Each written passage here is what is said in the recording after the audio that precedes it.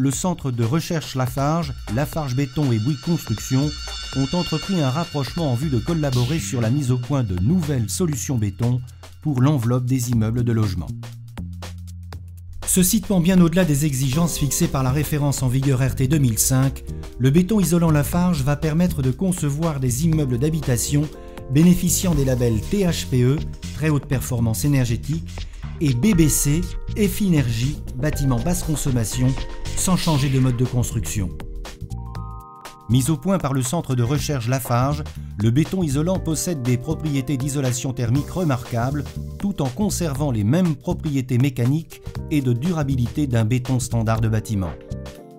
La mise en œuvre de ces nouveaux matériaux en béton est actuellement testée sur un chantier prototype de logement neuf situé dans le 15e arrondissement de Paris.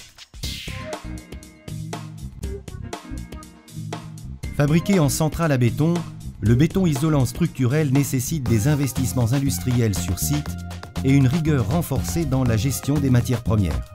C'est un béton qu'on ne fait pas souvent. On est obligé de garder 2 trémies de stockage. La plus grosse contrainte, en fait, c'est le malaxage. C'est obtenir un béton qui soit à la fois homogène, qui soit bien sûr correct pour la mise en place et qui se soit stabilisé, on va dire. Quant au contrôle qualité du produit en béton isolant, ils sont effectués à la centrale et sur chantier avant coulage.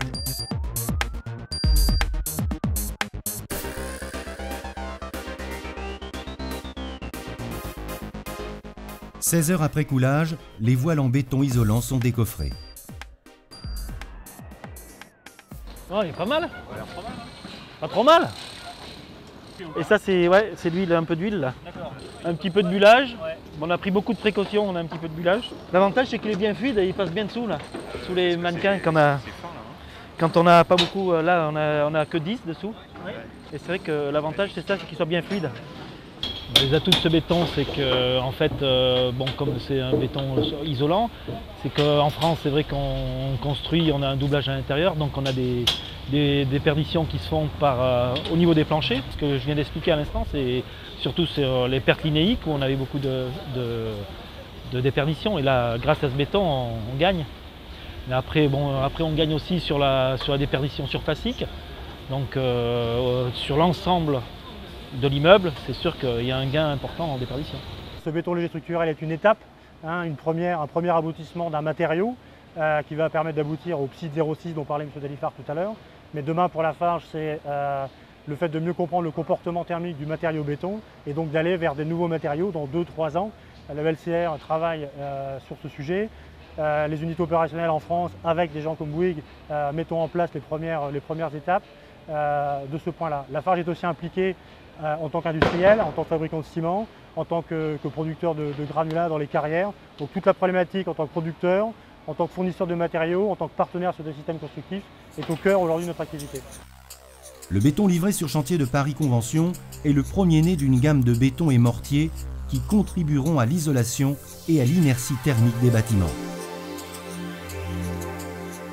Le développement du béton isolant a été rendu possible grâce à la prise en compte récente dans les normes européennes des bétons légers de structure.